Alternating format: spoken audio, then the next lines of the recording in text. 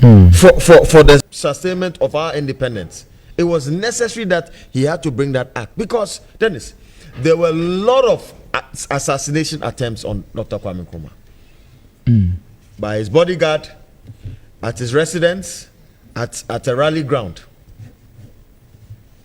So collectively, we are lost as a country.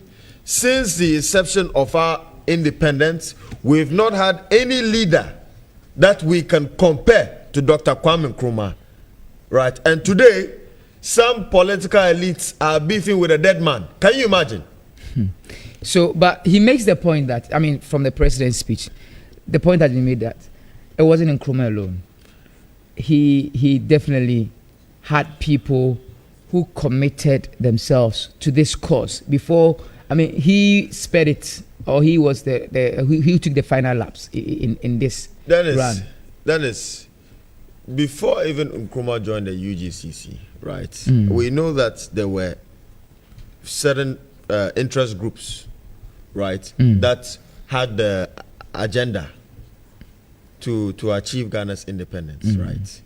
Nkrumah was brought in by the UGCC. That's a fact. Historically, he was brought in by the UGCC. They should have known better the ideals and the philosophy of Dr. Kwame Nkrumah because they knew that he had socialist ideals. These people were pro-capitalist, right? They were pro-capitalist. They believed in a free market economy, etc.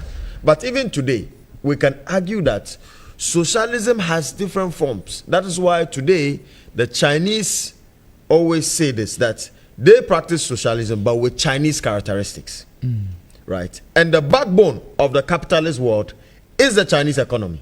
What an irony. You agree with me?